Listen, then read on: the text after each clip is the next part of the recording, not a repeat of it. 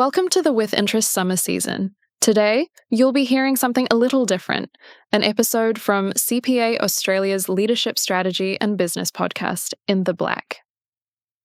If you like what you hear today, you can subscribe to In the Black, that's INTHEBLACK, all one word, in your favorite podcast app or by following the link in the show notes.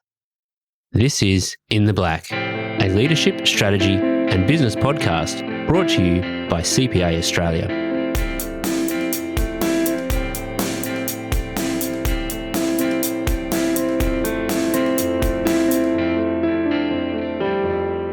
Hello, I'm Aidan Ormond and welcome to In the Black. Today we'll be talking to Adam Vise about the methodology, benefits and challenges of social impact reporting. Adam is Group Treasurer and General Manager of Strategy and Impact at Australian Unity. And he's also the Chair of Birchal, Australia's leading crowdsourced equity funding platform for entrepreneurs. Today, we'll be talking to Adam about his experiences at Australian Unity, where one of his key objectives is strategic clarity and financial resourcing, and building a foundation for Australian Unity to achieve its goal of real well-being for both members and the broader Australian community. Adam has a deep understanding of impact investing and strategic decision-making, and a passion for driving positive change.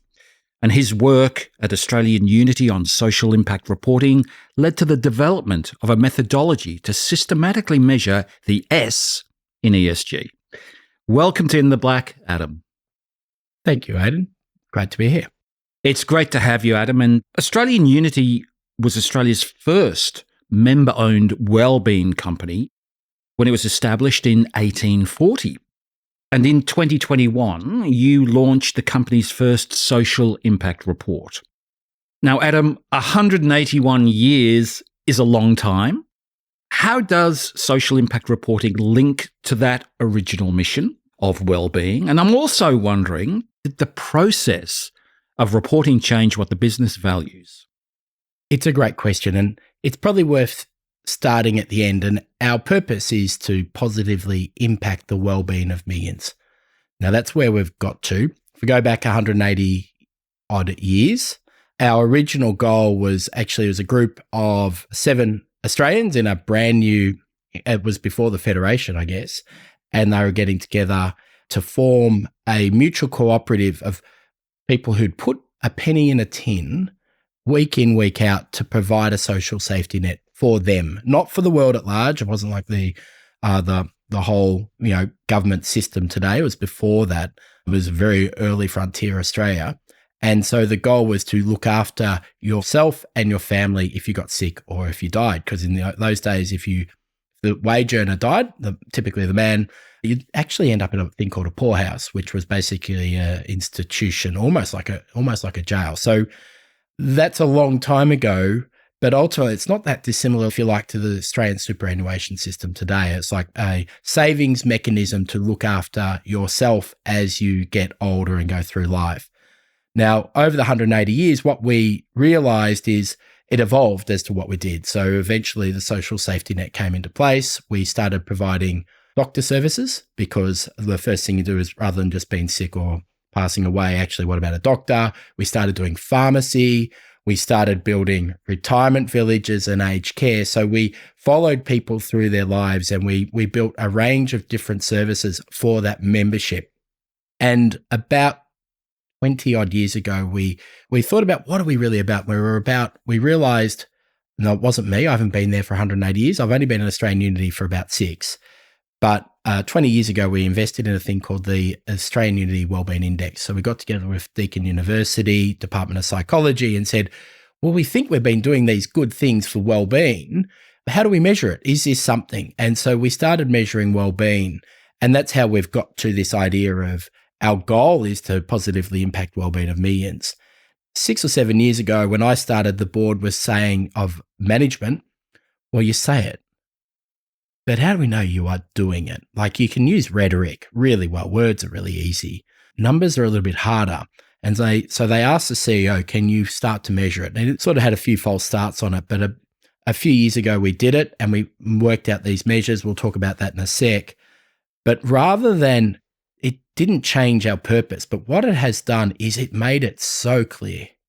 So now strategically, we will only invest the group capital where we can see an improvement in our social value measurement, because it's such a breakthrough. You realize that if you think about measuring outcomes for your stakeholders and you can show you're achieving those things, simultaneously we are for profit, and you can show that something achieves both profit and outcomes for your stakeholders in a measured way, suddenly strategic clarity becomes absolute. And so the tone of pursuing social impact, measuring well-being, and pursuing well-being for millions is an evolution of the fact we're getting even more strategic clarity. So our purpose is solidified. Our strategic decision-making has become analytical around it, and therefore the strategic tightness has been heightened. And it's been a real surprise. We didn't know it would be this good in terms of its information content, but it has been very rewarding because it was just an idea. It was an idea to be more accountable, but it turns out once you start measuring, you start getting technical and thinking about things analytically, it can become a very powerful decision tool. And you say rewarding. It sounds like you really feel that it's been worth the changeover, I guess you could say. Well, I'm in the middle of it, so I'm super lucky because an enterprise to invest in a system or a framework like this is not light in resources. We do it very frugally, but a company that only has one goal of maximizing profit, I don't know if they'd necessarily go this pathway as a first step. So being in a mutual where we're going, no, well, this is our purpose beyond just for profit has meant that we're in a really lucky spot. So I feel I feel quite privileged to be able to pursue it. And it's been quite a team of rotating through this role. Belinda Seal was the head of strategy when we actually landed it. So she actually has more say or more a role in the construction. Siobhan, who now leads the measurement, was there for the whole journey as well. So it really is exciting because it's a broad team, a reasonable amount of resources, and it does work and it provides clarity that makes your job more enjoyable and more purposeful. And people are motivated by purpose. Now, I'm a finance guy and originally thought people were motivated by numbers or money and value. And actually people are motivated by value, but not just financial value. And so the moment you can enrich their lives in the same way as we've got a system of reward based on financial, you quickly see the nature of humans accelerating to achieve things in other dimensions if you start measuring them. So it is rewarding. It's rewarding in a way that is a bit surprising. The truth is the realization of purposeful corporations is a pretty big adjustment. So yeah, particularly with less and less religion, people are looking for their businesses, their services they're buying to actually achieve their broader set of purposes they want from life. So actually a company that's proactively thinking about it is, I think starting to get competitive advantage from it as well. And Adam, can you share with us the origin story of that first report and maybe some of the partnerships and some of the challenges that you encountered leading up to its release in 2021? Yeah, so the starting point was the board asked for evidence. They didn't say how, which is a pretty generous ask because it gave us a blank sheet of paper rather than, well, this or this. We spent the first year working, what are we going to measure? And we realized, or we came back to our wellbeing objective. So the beauty of this was we already had this wellbeing history and we'd been talking about it, but we'd never put it in the dead middle of the frame. And once we agreed that's what we're going to be seeking to aim, the wellbeing and outcomes for our members, for our customers, our employees and the community at large, we realized we really need some help. So we reached out and we found a great group called Social Ventures Australia. It's probably one of the earliest social impact organizations. It was created by Michael Trail, who's a bit of a revolutionary in social impact financing, ex-Macquarie guy as well, who built a whole range of businesses, including, Good Start, Australia's leading childcare educator, and built it for impact rather than just purely for profit. And so they had this great methodology around social value. And so we said, how do we do this? So they've lent in over the last 5 years helping us do it. Then as we started to do it, we realized we needed to get assurance that what we're doing wasn't crazy. So we had our assurance partners. Originally, it was PwC, now KPMG.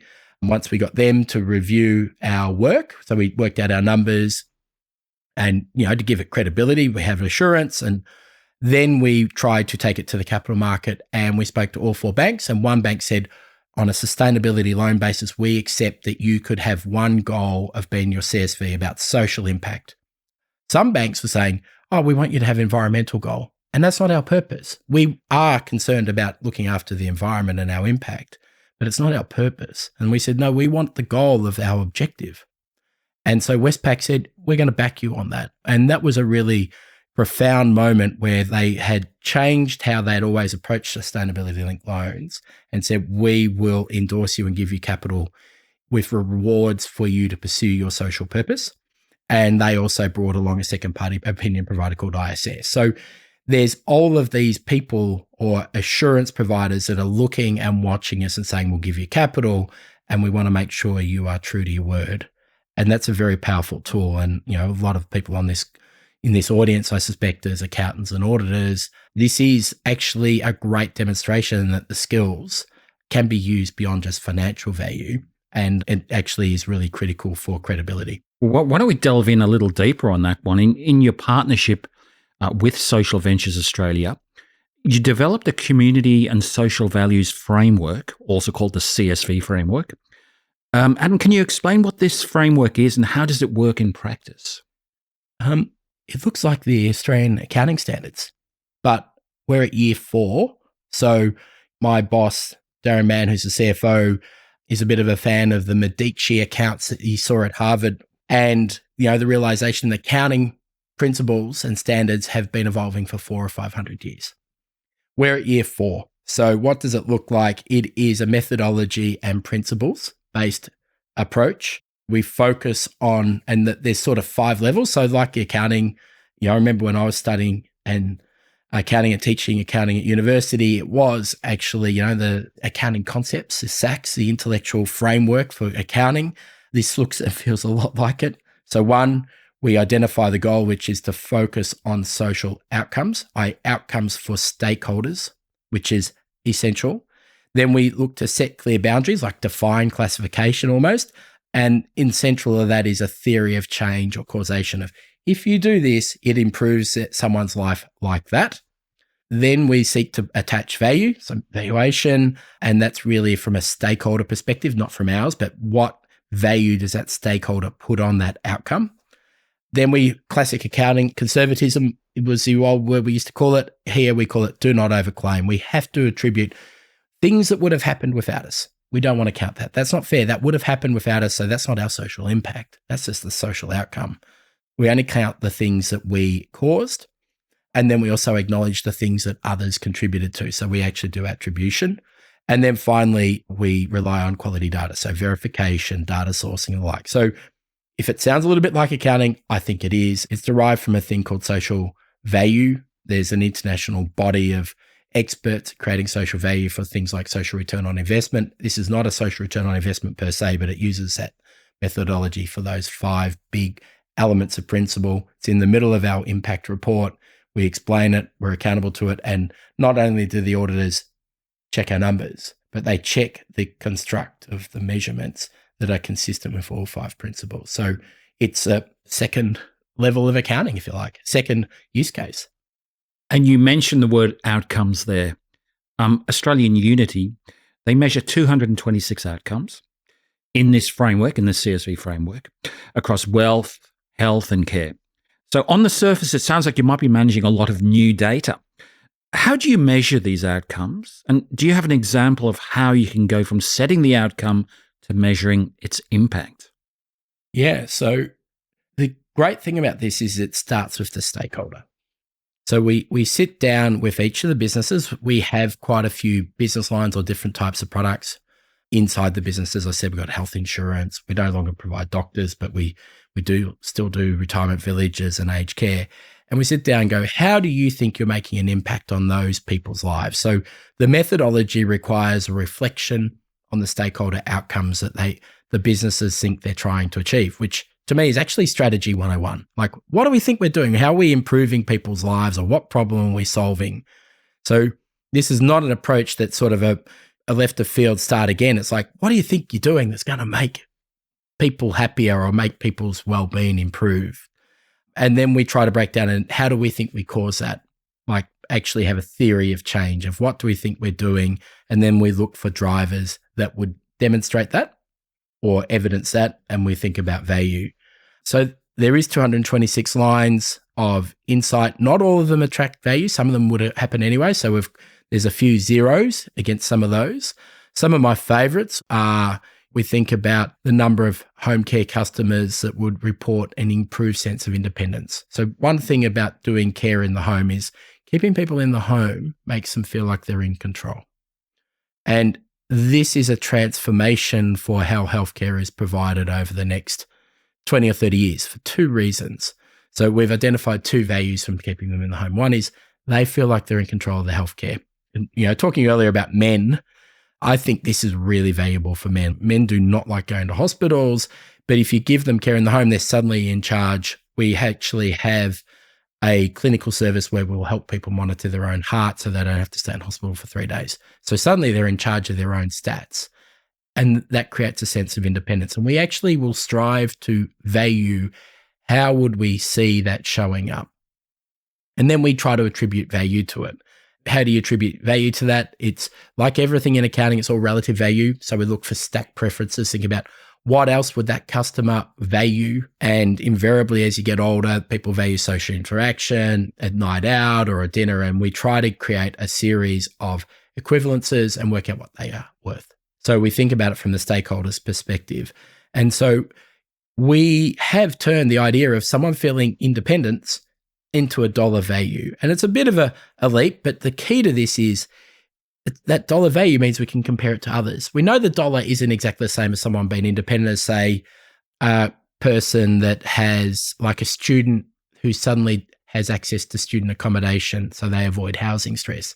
It's a different, would measure their housing stress consequence and how would they value having less stress around that.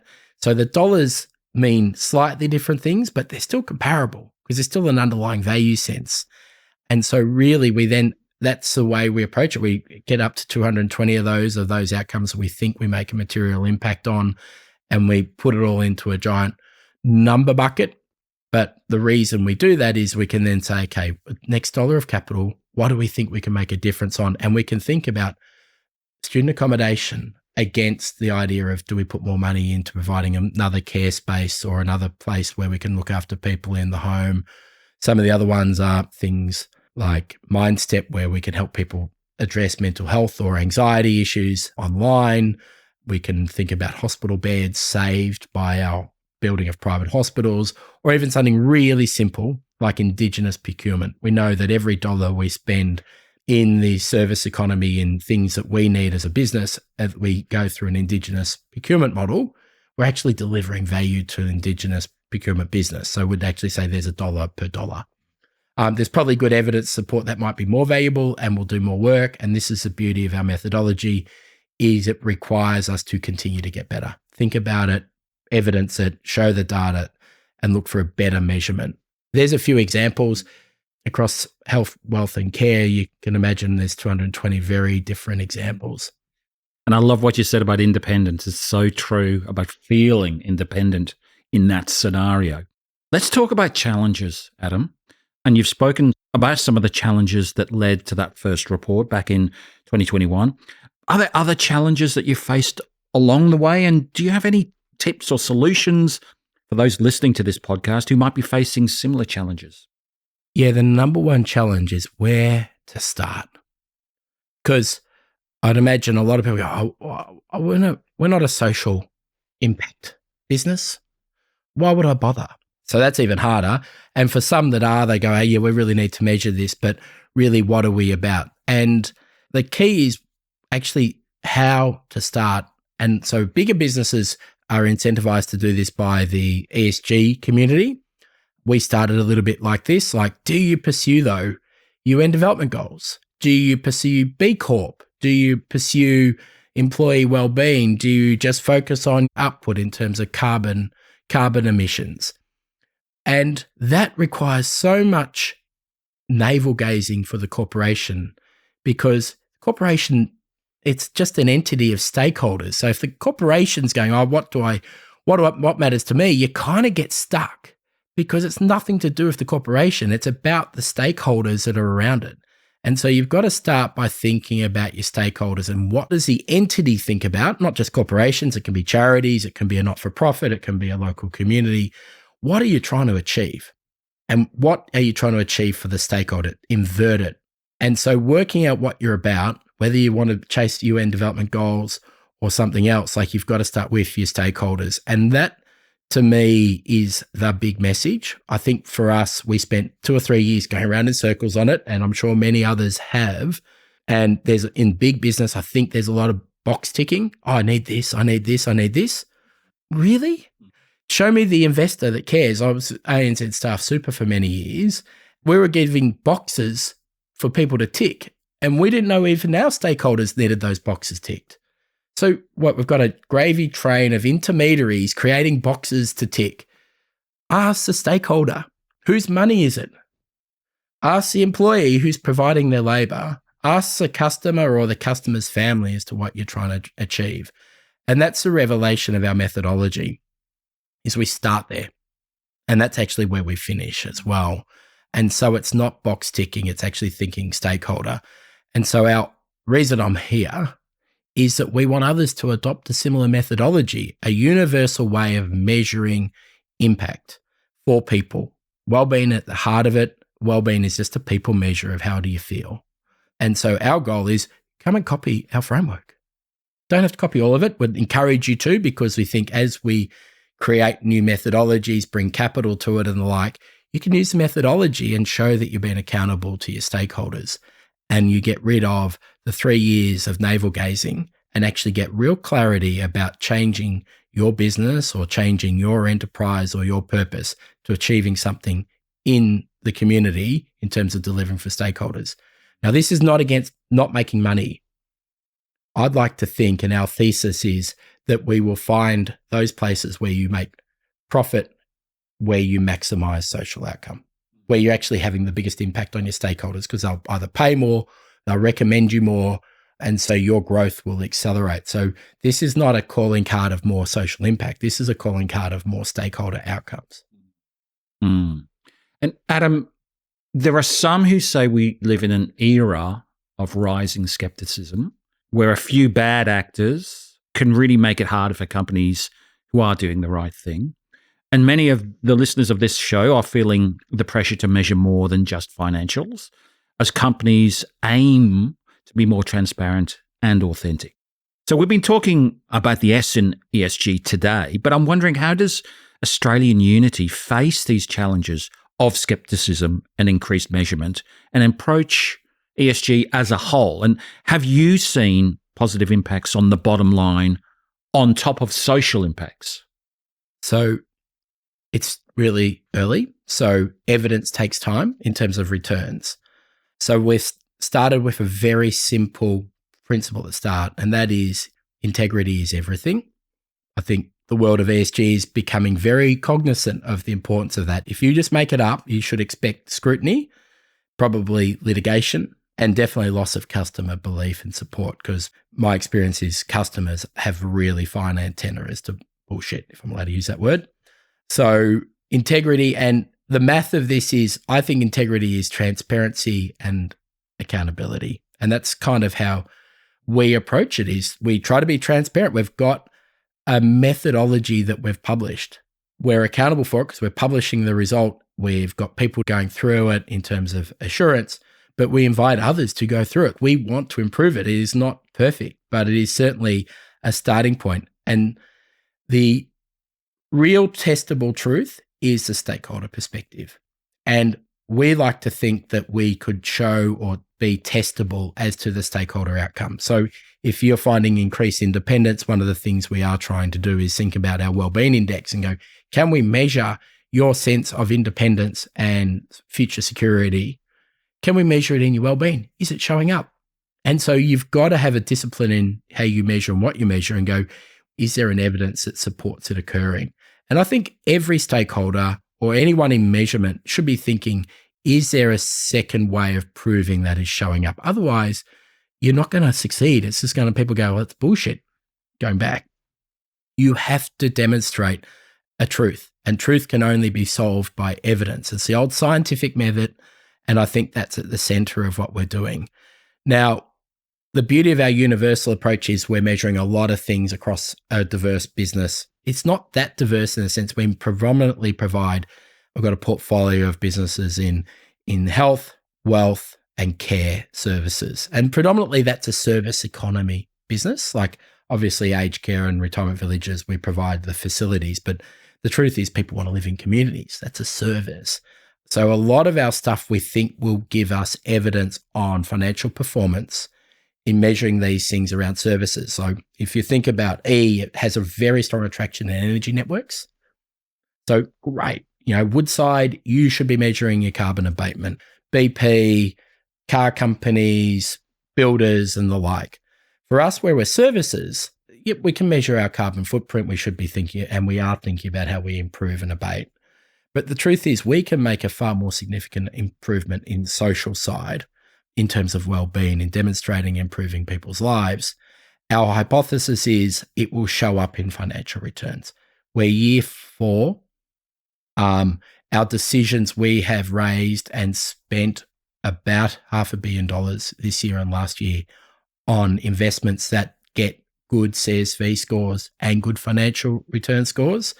We've got Westpac providing us capital. We've got our mutual members providing us capital.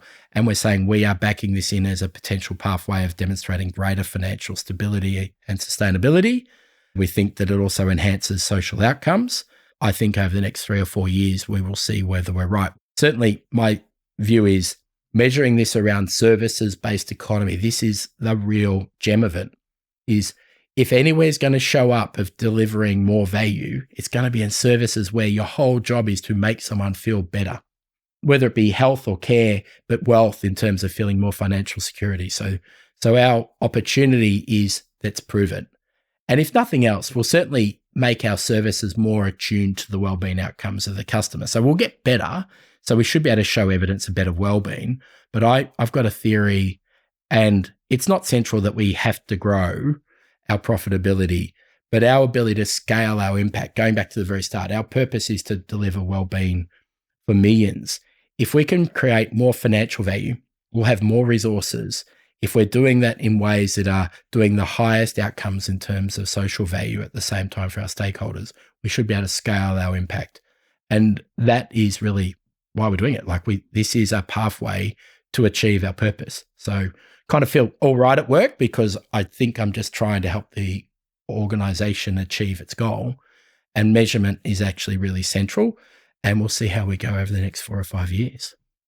Adam, thanks so much for joining us on the In the Black podcast today and sharing your insights with us. It's been fantastic. Oh, thanks, Aidan.